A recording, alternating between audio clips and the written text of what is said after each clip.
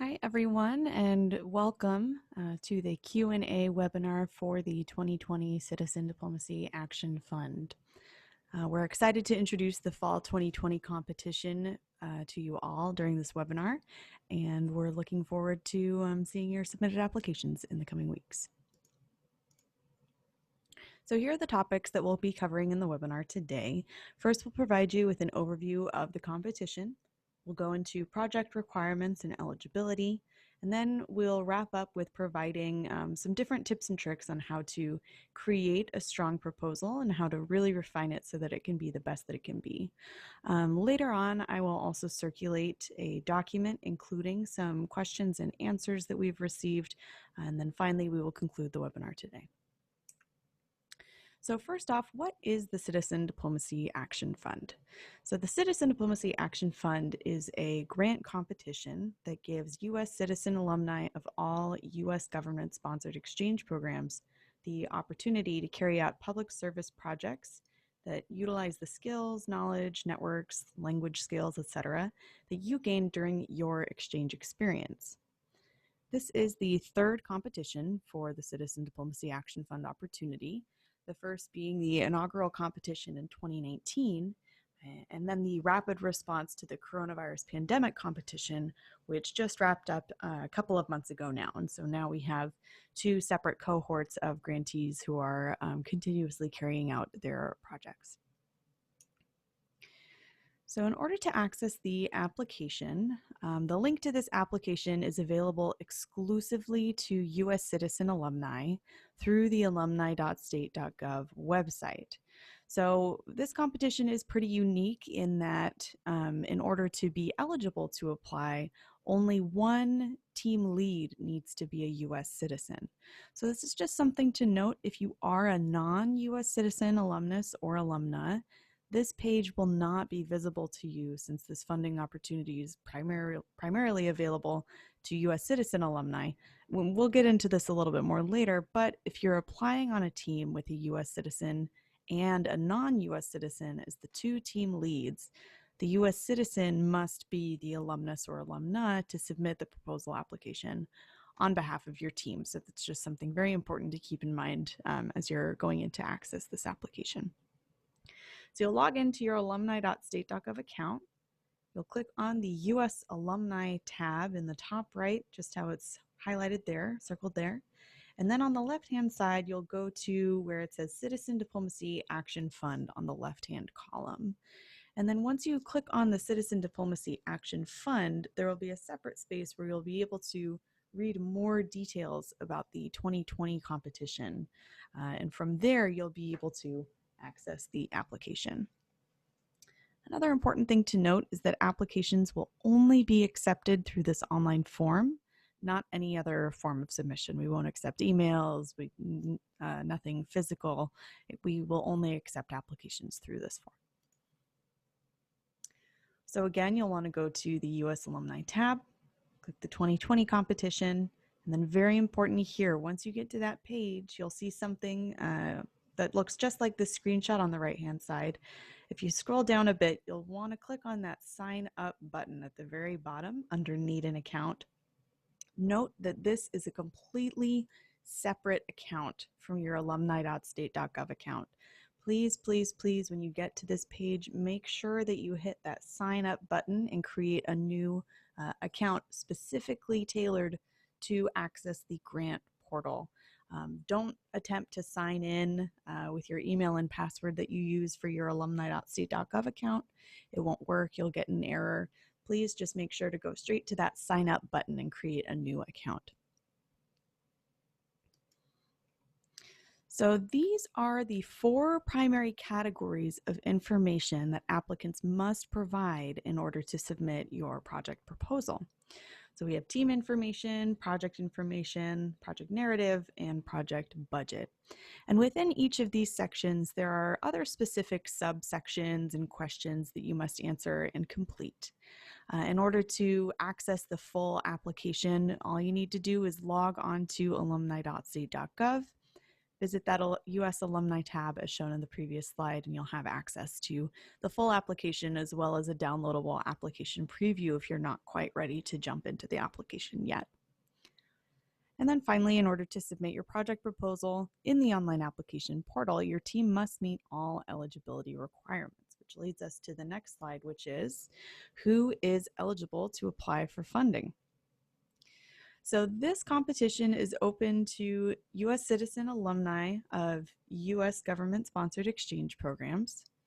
Proposals must have teams of 2 or more eligible alumni, but at least 2. And then this competition is unique, like I mentioned earlier, in that only one team lead must be a U.S. citizen, alumnus, or alumna. Previously, it used to be 2 needed to be U.S. citizens. However, in this competition, we're opening it up so that a U.S. citizen, alumnus, or alumna may partner with a non-U.S. citizen in order to carry out this project in a team lead capacity.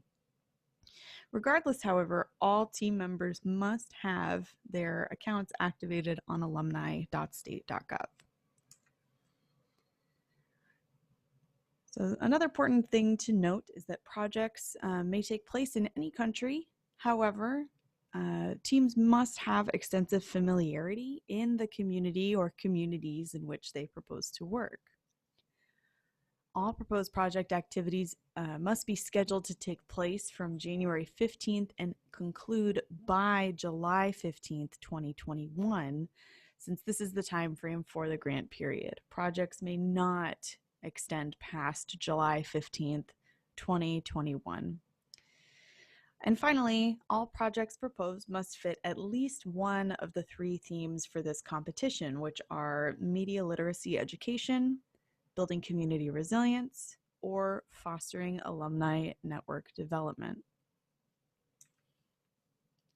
Additionally, proposals must include clear plans for raising awareness of the project and sustaining the project after the grant period. Additionally, grants are not available to fund ongoing activities for-profit, nonprofit, or academic institutions. Projects and proposed activities can complement work that is already being done by organizations and institutions, and alumni may receive support from organizations and institutions by partnering on some certain aspects of the project. However, alumni must maintain ownership over the project prior to and for the duration of the grant period. A couple of additional project requirements we'd like to highlight here, as these are some things that we noted in previous competitions as well. Projects may not include any administrative costs or overhead costs for individuals or organizations. This may include salaries, this may include maybe financial accounting costs, things of that nature. Those may not be included in your proposed budget. Cash assistance, vouchers, gift cards, seed grants, any kind of cash distribution, that also is not allowable under this grant competition. And finally, projects may not include sole activities being food relief, supply distribution as your main activity. There are some instances in which it would be acceptable to include elements of these things as a part of an overall larger program that you're proposing. However, please be mindful of projects that maybe, for example, you're interested in proposing a project where you distribute 10,000 face masks in a city. That itself alone would not be eligible for funding under this grant competition. All right, now that we have laid out the eligibility and basic project requirements, we're now going to go over different ways to ensure that you and your team are able to meet that eligibility and those requirements as you create your grant proposal. So if your team does not meet eligibility requirements, again, your proposal won't be considered for funding. So be sure to pay close attention to these slides as well as all the guidance documentation provided for you while you work on your proposal. So teams must consist of 2 team leads. And again, for this competition, at least one team lead must be a U.S. citizen, And the second team lead may be either a U.S. citizen or a non-U.S. citizen, exchange alumnus or alumna. Both team leads must have completed a U.S. government-sponsored exchange program, and team leads will be the main points of contact for the project and should share similar responsibility for the project. If you plan to work with additional exchange alumni to carry out your project, please include them in your application as additional team members. And this will make a little more sense once you've taken a look at the application for this grant competition. Finally, additional team members may be U.S. citizens or international citizen alumni. If you're still looking to build your team, here are a couple of approaches to connecting with other alumni that we recommend. First, you can use the search tools at alumni.state.gov, which we have pictured right on this slide here as a screenshot. You'll log into your account on alumni.state.gov, click on Competitions and Resources at the top, and you'll use the Find Fellow Alumni research box circled there. Here you can search for alumni in your state or in different programs. We also recommend reaching out to your exchange program implementer to see if they offer resources for alumni to connect. Some programs have alumni associations, such as Fulbright. You can check out your exchange program's website to see what tools and alumni associations that they offer. All right, now the big question, can I submit multiple proposals? Yes. So if you are considering proposing more than one project, this is important information for you. Alumni can participate in up to 3 Citizen Diplomacy Action Fund projects. Of those 3, an alumnus or alumna can be a team lead on 2 projects, and this is important, those 2 projects must address different themes. Each project application must be submitted by unique alumni teams, and proposals cannot be submitted multiple times by different team leaders. If we identify this, we will disqualify your proposal and it will not be considered for funding. So going into this a little bit deeper, say I want to apply for 3 different projects in this competition.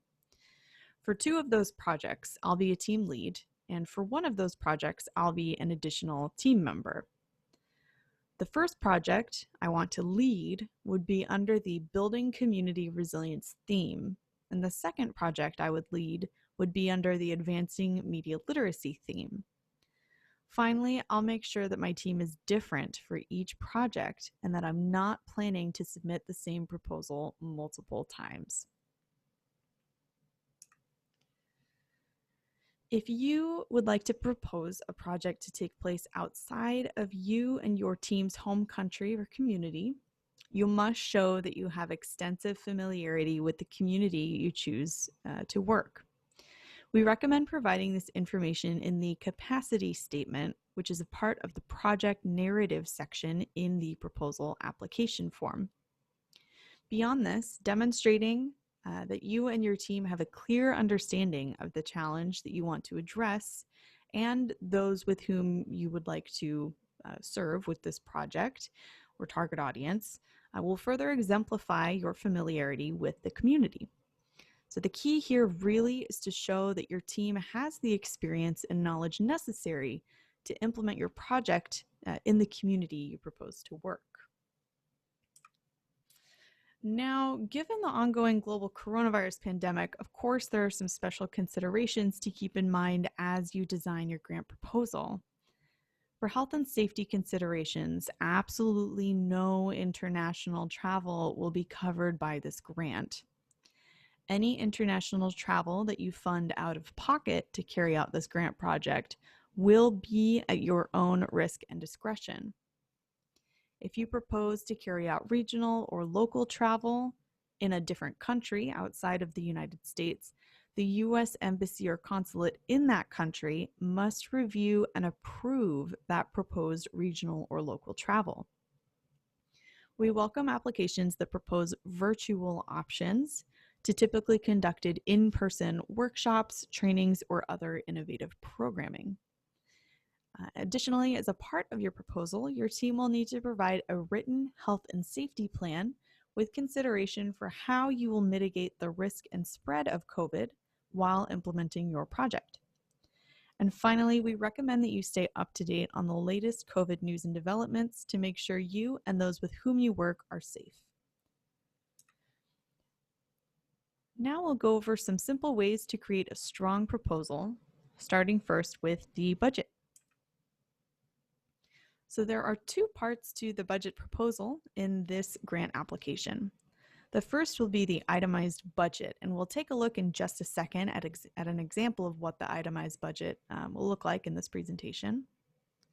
We provide a template for the itemized budget, which again is found in the grant application portal on alumni.state.gov.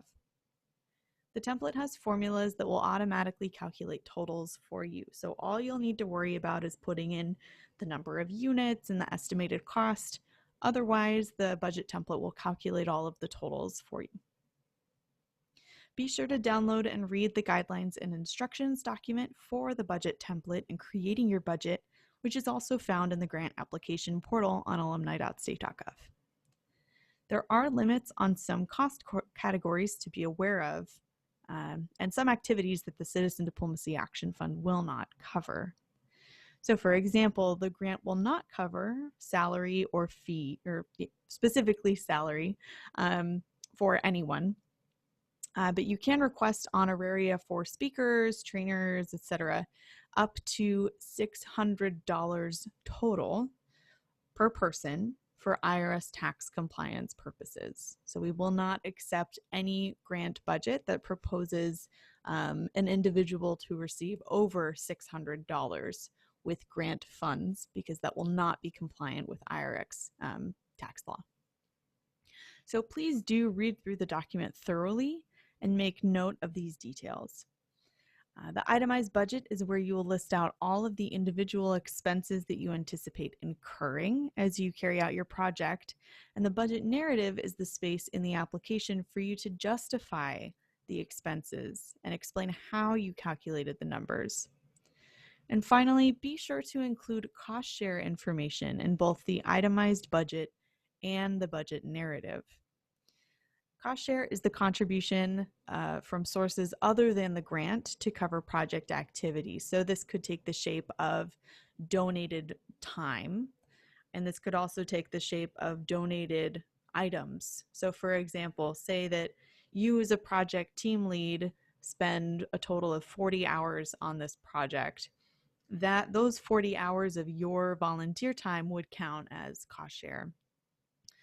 Additionally, if someone donated their laptop to you in order to carry out the project, that donated laptop, or the value of that laptop donation, would count as cost share toward your project. So this is what the itemized budget template looks like. Again, this is accessible and available for download within the grant application portal on alumni.state.gov. You'll note here that there are 5 total budget categories for which we will accept expenses. These include speaker honorarium or trainer fees, not to exceed $600 per person, promotional items and advertising, and this category can also include costs for digital advertising. So for example, if you want to include a line item for boosting a Facebook post, or paying for a Canva subscription so that you can create graphics for your project, those types of items would be listed under the promotional items and advertising budget category. There's a category for supplies, materials, and equipment, a category for meals and beverages as is applicable. And then finally, due to the unique circumstances that we're in during the coronavirus pandemic, we've left an other category in which, if there are other budget items that you feel would be instrumental in allowing you to carry out your grant project, feel free to list those here, and also make sure to closely refer back to that budget guidelines document that's provided in the grant application portal while you create this, any other budget items, and make sure that they're allowable while you list those here, and also make sure to be very detailed in your budget narrative explaining to what extent these other items are necessary in order to implement your grant project.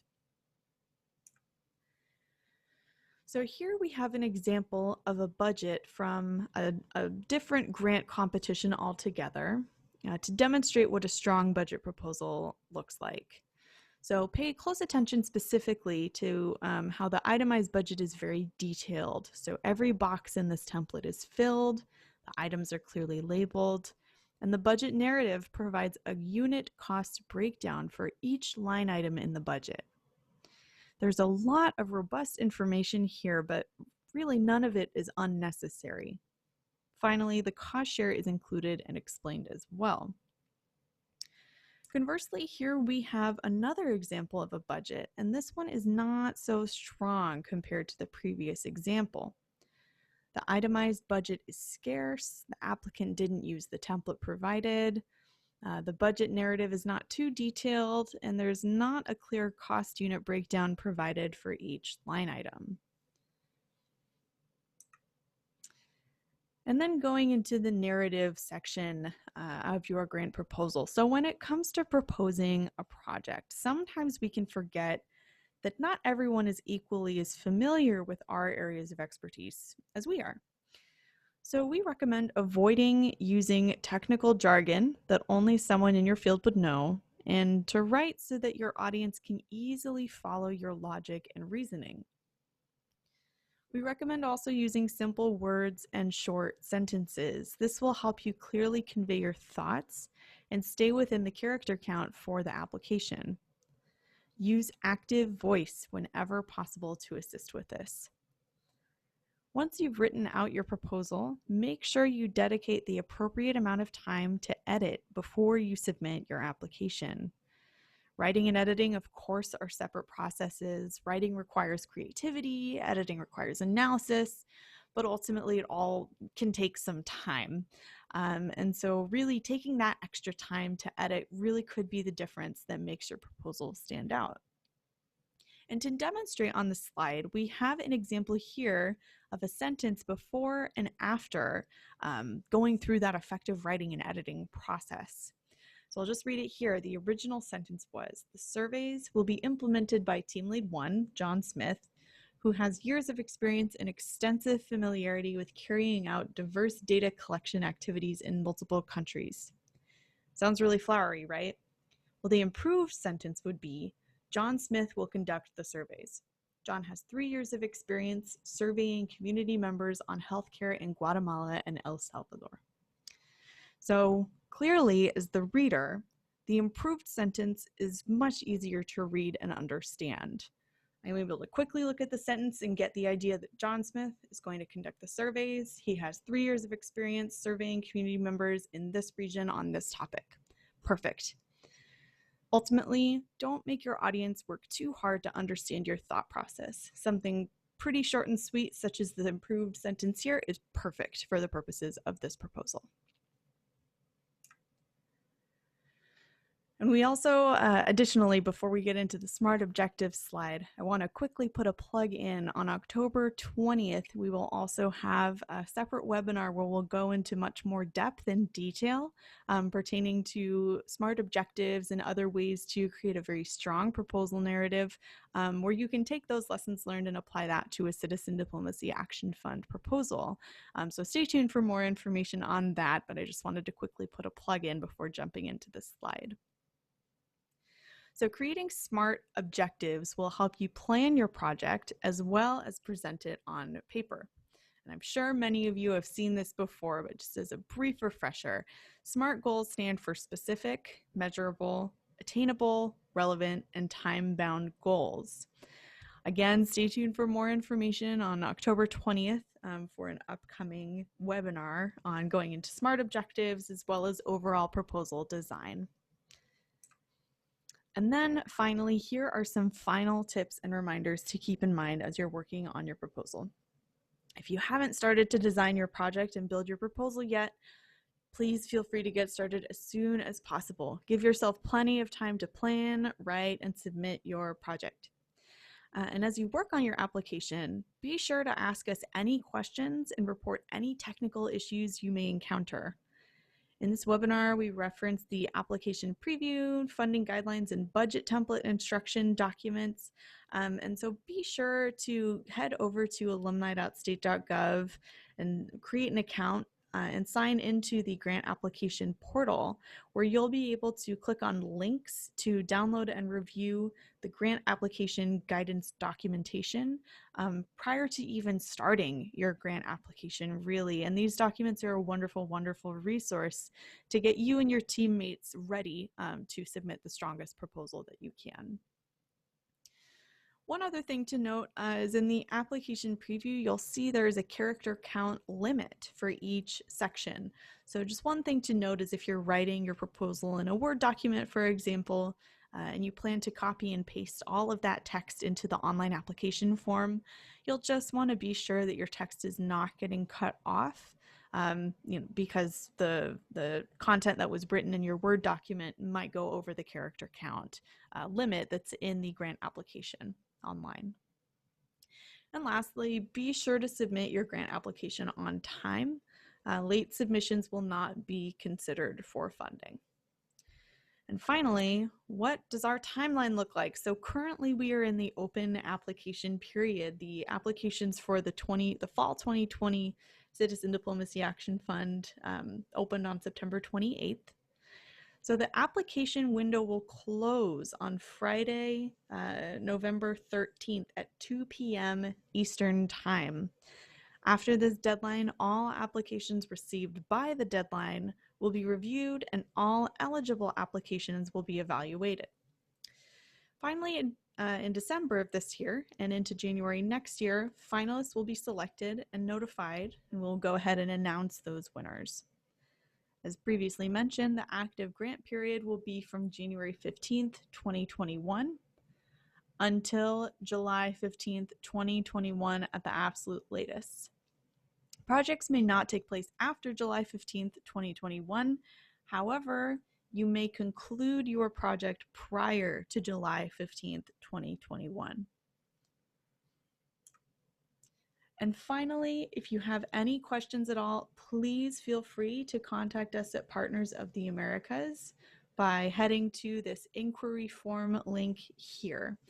Like I mentioned earlier, we did receive quite a few questions already pertaining to different budget and finances clarification or different narrative clarification or other miscellaneous questions. We're going to go ahead and compile these questions as well as provide answers to them and circulate this along with this webinar recording. So please do stay tuned for that question and answer sheet. We also have a FAQ page that you may refer to as you are working on your grant application. But otherwise, thanks so much for tuning in. And again, we are very much excited and looking forward to accepting your grant proposals in just a couple of weeks. Thanks so much.